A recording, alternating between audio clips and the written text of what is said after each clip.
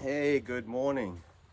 This is Vaughan at westcoatbellpottery.ca in Nova Scotia, and I'm going to show you how to mix glazes from one recipe. I'm just going to do the one recipe today, just for my students basically, because I've got about 8 students who we can't do workshops in my studio, so we're going to do them online. And they've got wheels and kilns, so now it's about making a glaze. So the first thing you need to know when you do glazing is a lot of the stuff is toxic, so you shouldn't be breathing it in. So it's a good idea if you have an outdoor location, and I have a glaze shed which is across the street from my studio. I keep it way away. All these things, not most of them are clay and stuff, but you've got some heavy metals with your mineral, colorants and stuff. So you need to make sure that it's safely stored, and when you mix your glazes, you're doing it so that you have fresh air that actually blows the dust away. And if you're in your studio, you should be wearing a mask and all that. I mean, this is fairly good for me because I have 2 wide doors here, so when I bring my bags of chemicals and stuff, basically the air is just going to take the dust away from me. So you really have to think about that when you're doing it. Oh, it just started raining a bit. How about that? Anyway, I'll try and do it. It may get the bucket a little wet, but we'll see. Anyway, I have 2 scales. I recently changed over to this little digital scale, which is really good. I got it from Pottery Supply House. It says My Way on the front of it, and it was only about $80–90, so it's a pretty inexpensive scale. Weighs up to, I think, about 7 or 8 kilos, and I usually don't mix more than a 10-kilo batch of glaze at a time. So basically, this is adequate. By the time you get your 5 ingredients, you're only using maybe 3–4 kilos of any certain thing. So that's a really good sort of thing. And then a bucket that will hold pretty much all of what you need of any one substance. And just in case, I have a large bucket here in case I have something that, this will only hold about 3 kilos at a time. This one obviously a lot more, so I can swap if I've got some part of the recipe that takes more.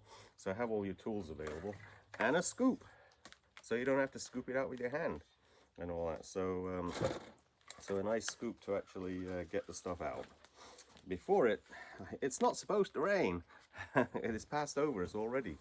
So, but anyway, we'll see what happens. So, a book. Glazing is about keeping really good records. A pen's handy. This has all my recipes from years and all that. And I'm going to mix the 2. I brought the one to the front today that I'm going to do here. But basically, whenever you make a recipe, and you can get them out of books and you can get them online from the internet, but it's good to keep a record of whatever you're doing.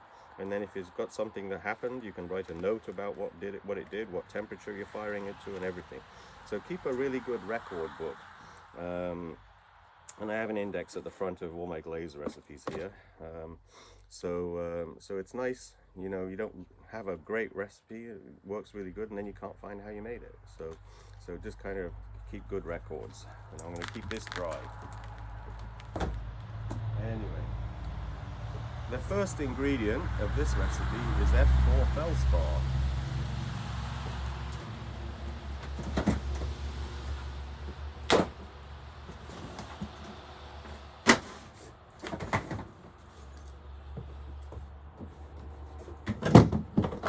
Notice I have everything in tubs with lids, just so that, the dust is contained.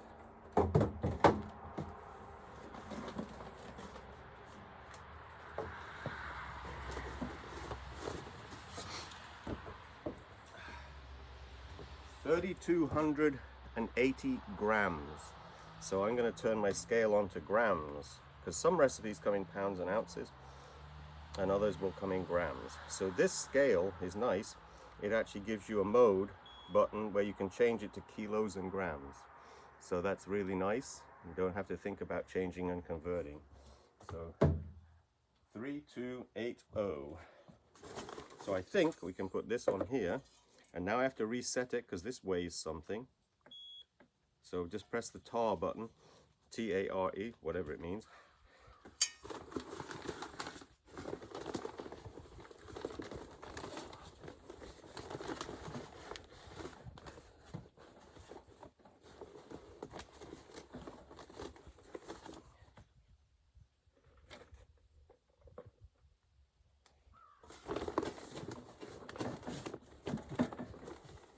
Not much dust anyway, but if you were in your studio, little bits would accumulate, so that's why I like to do it out here in the fresh air. Let's see whether the gods are being nice to us and it doesn't pour with rain. I have a spray booth at my studio where I could do this in the studio, but it is a pretty dusty thing to do, so that's why I really like to do it outside.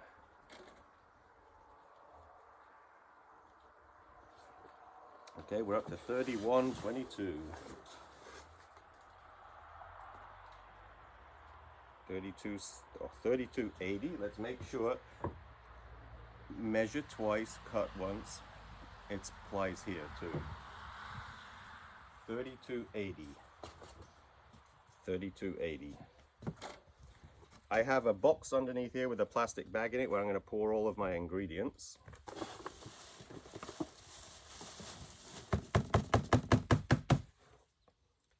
And then, kind of important, I make a dot next to the chemical so I know I've done it.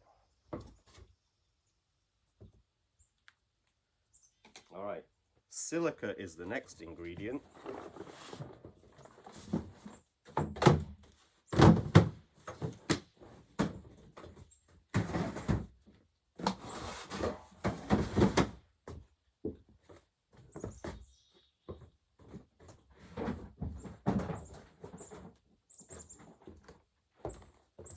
I have this in a plastic bucket back there as well, but this is one of the toxic ingredients. Silica causes silicosis, which is same as black lung disease for coal miners. Now I'm going to reset this because it's, let's make sure I get, yep, 0 grams. So what do I need? I need a 1450, that works out at 1450. 1450 grams.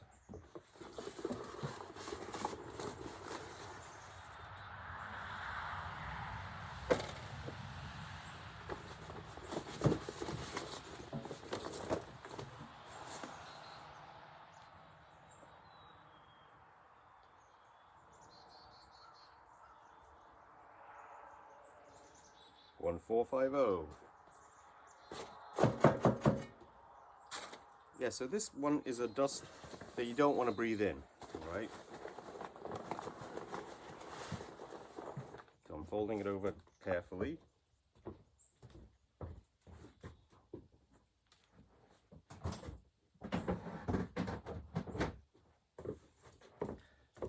Make a dot next to the... It's easy to forget something. Phone might ring.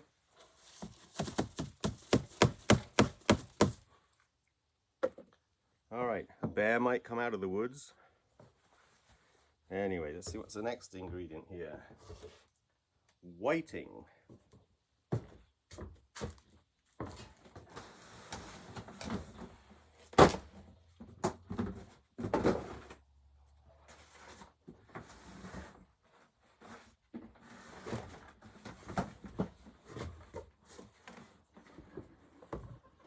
It's a lot of carrying, especially when the bag is full. There we go. There's not much left of this one, so that's why I bought the whole box. How much do we need? Same again, 1450.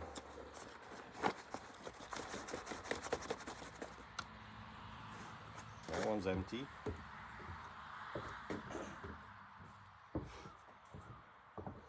If I'm not going to lift it out of the bag, out of the box, I just put a slit down the center of the bag in the plastic bin.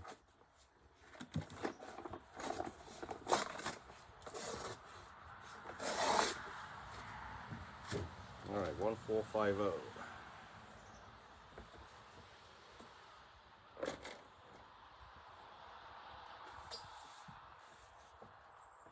Whiting is a flux. 1/4, too much.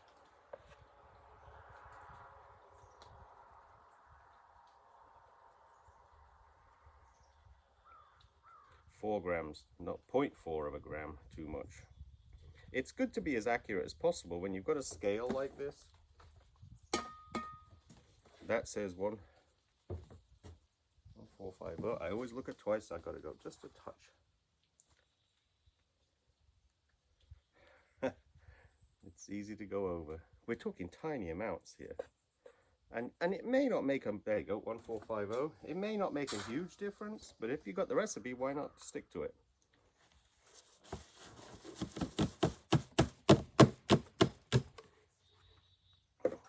All right. Did I make a dot? No. Make a dot. All these things are the same color, and so it's really important that you don't forget which one you just added.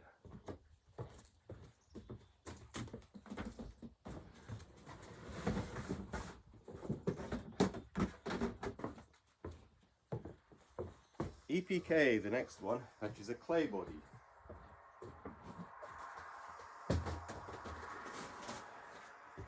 think I'm not, how much do I need of this? I don't, oh, actually 20%. Well, I'm still going to use the scoop and bring it out.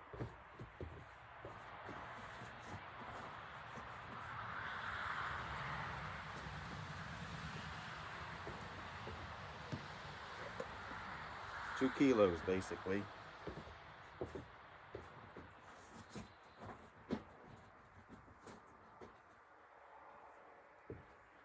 Clay is like a stabilizer in a glaze. It actually helps the glass formers in the glaze to actually stick to the clay body and stop it from running right off the body, because a flux would just run right off a clay body. Oop, just a touch too much. So there you go, 2000.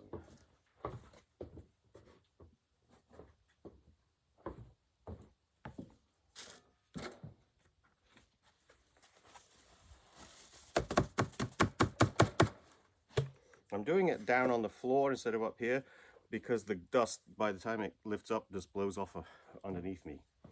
All right, make a dot.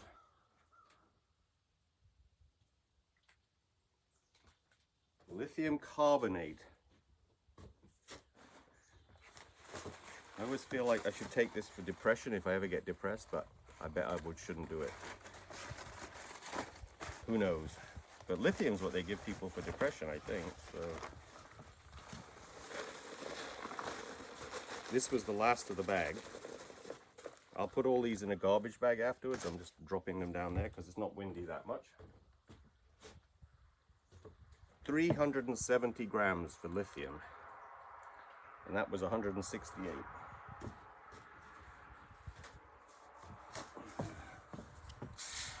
I have a new bag of lithium. I don't buy a lot of this because I don't use much of this chemical. I usually buy glazes in, well, the chemicals in 50-pound bags. Now I assume that people are being careful when you buy these raw materials, but let's say the guy in the clay supply place makes a mistake.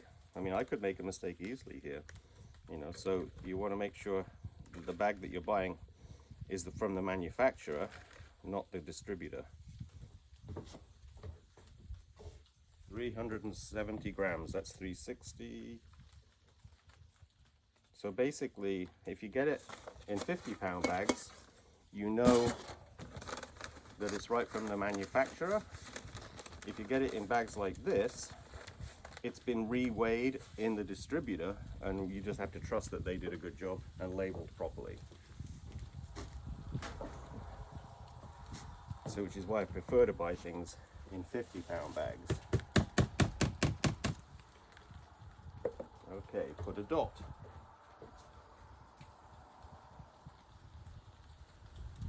Zinc oxide. This is a new bag as well, and I don't use a lot of zinc. It is spitting with rain, Not too bad though. So 104. No, what's that? Actually, this is 1,450 grams. This one has a lot.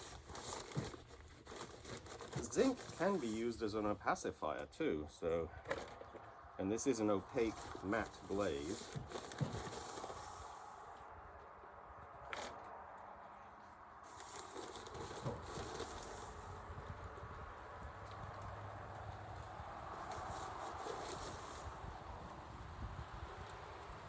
Oop, too much.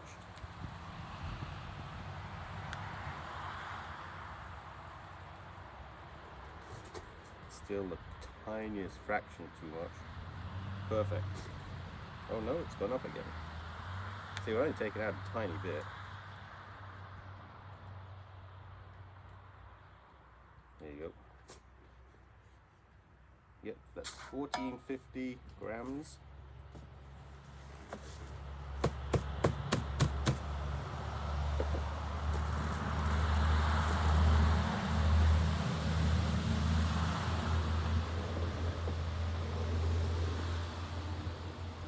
Make a dot. Rutile is the next one.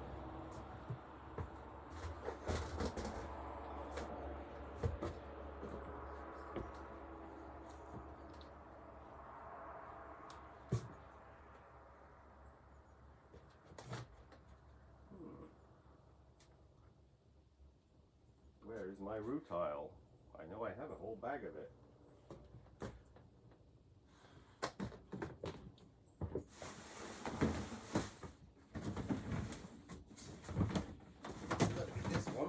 Yep, it was turned the wrong way around. Ooh, this must be full. Some of these boxes weigh almost 100 pounds. This one's not, because it's got a bag that's open plus a full bag. So I often know that I'm going to have a bad back the next day after I mix glazes. 5%. 500 grams.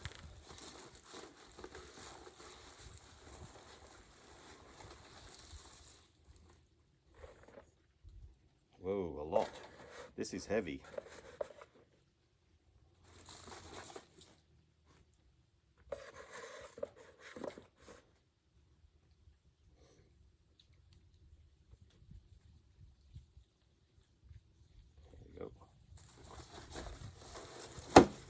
Ah, it's gone up to 50. Oh, now it's down to 4.99, up to 501. So I guess it's it's right in between there.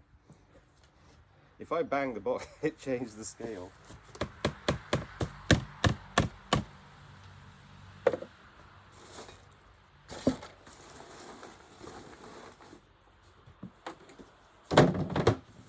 Now put it right, the right way around this time.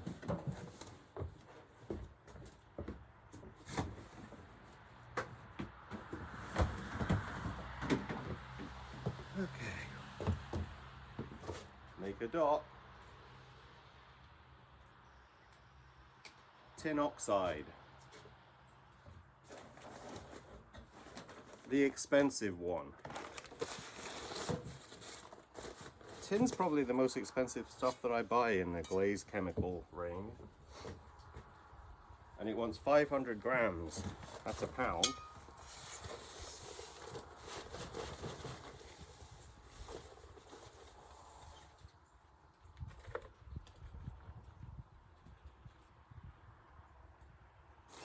This isn't as heavy as rutile because rutile has iron in it.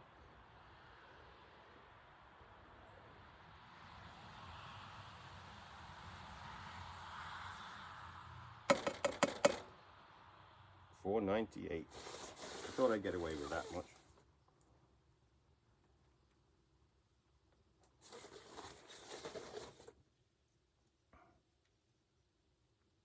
$4.99. 500. This is so expensive. I'm going to bang that to make sure I get every drop out of my scoop.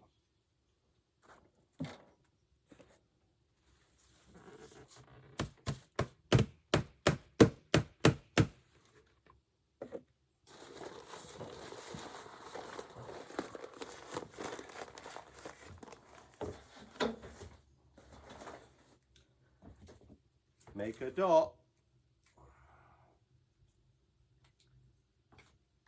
Bentonite's the last one, and I think I have that at my studio.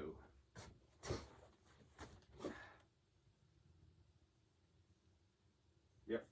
So I have to. Bentonite is the chemical that actually suspends the glaze in a bucket if it settles out too much, and it wants 2% of it. I'm pretty sure. Yep, 2%. That's the standard, 2%. Because the glaze is done, but it would settle in the water and maybe make it hard on the bottom of the bucket. So if you add 2% bentonite to a glaze, it actually suspends the glaze and makes sure that it doesn't settle out and get rock hard on the bottom of your bucket. So that's basically a glaze in this bucket. What I have to do now is sieve it and put water in it, sieve it, usually through a 80 or 100 mesh sieve, and then basically it's ready to go. So I'll go back to the studio, I'll add my 2% bentonite, disperse it easily, nicely in the actual glaze, because bentonite thickens like jelly, if you don't make sure it's distributed well. And then basically add the water and then sieve it. So I'll show you that in another video. But all right, so it's not hard to make glazes. There are recipes everywhere. It's addictive. I have about 25-30 glazes in my studio in 5-gallon buckets. But what I'm saying is basically take care. I'm from a coal mining district in Yorkshire in England, where lots of silicosis was around. So you want to just make sure you've got lots of fresh air with you around you, and this stuff is distributed, just dispersed of in the air. And it's all out of the ground. It's not like it's plastic or something. This is actually rock that people have powdered up and sold as glaze materials, because that's all glaze is. It's basically rock from the ground. I mean, calcium, magnesium, silica is glass, sand on the beach basically, clay, which is in the glazes, and then you've got potassium, sodium. I mean, these are all things in glazes basically. They're everyday geological type things. But just what you need basically to do this part of it is a scale, a plastic bucket, a scoop, a container to put your glaze in, and that's it. And a safe place to store all your chemicals. If you get addicted like I've been, you end up with a lot of raw materials. All right. So this is Vaughan Smith, West Coat Bell Pottery .ca if you want to look up the website, and I have a Facebook under Vaughan L. Smith, or just Vaughan Smith Pottery as well. So if you want to look up Facebook, I hope you have a great time making pottery too. We all enjoy it. All right. Thank you very much for stopping in.